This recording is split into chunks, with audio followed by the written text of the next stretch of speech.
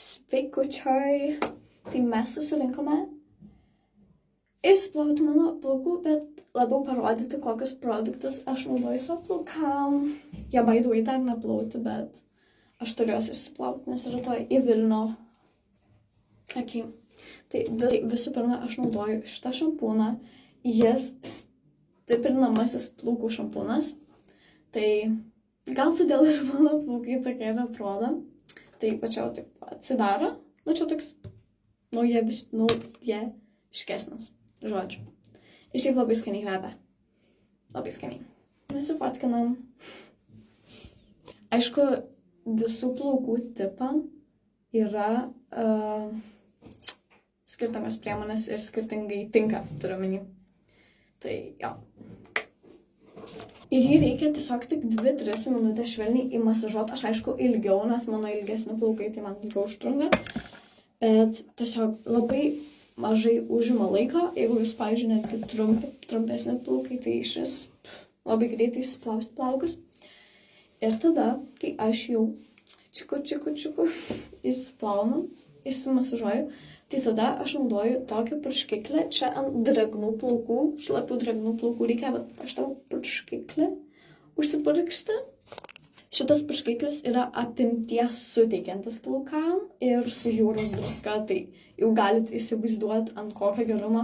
Ir aš, kai jį papurškiu, jis ant tiek skaniai kvepia, kad, žinokit, kvapas išsilaiko kokias 3 dienas. Tipo, jeigu jūs daugiau prisipurškat po plovimo, tai žinokit, tikrai 3 dienas jums kažkur tas kvapas liks, nes jis belekai skaniai kvepia. Tai skaničiuot. Žodžiu, varau dabar išsiplauti plaukas ir paskui parodysiu, ką dar aš deduosi. Grįžtame švariais plaukais.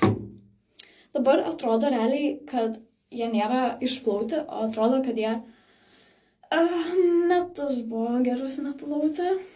Bet jo, aš šiaip dabar parodysiu tą tokį aliejauką, kurį aš deduosi ant plaukų. Tai aš jau nežinau kiek metų, gerai, gal kokius 2 metus naudoju vat šitokį aliejauką plaukam. Čia aišku ant galiuko labiau. Va toks va aliejaukas yra toks ir raudonas, taip pat raudonas toks šeidas parašytas, bet yra ir toks. Tai aš naudoju jo tokį. Ir čia reikia labai nedaug. Tipo lašą gerą kokią. Realiai užtenka, nes dar vis tiek aš. Ir aš kažkas buvo klausę, ar tu nesidedi kondicionieriaus, bet kažkaip dabar, kai man tokias geras priemonės radau, tai kažkaip man atrodo, net jo nereikia. Nebent retkarčiais dar nusipirkau tas ant plaukų kaukės užsidėti ir palaikyti. Bet kondicionierių, žinokit, jau tikrai neatsimenu, kada naudojau. Dabar susitiksim, kaip mano šitie plaukai visiškai išdžiūs. Ir mes turime štai tokį galutinę rezultatą.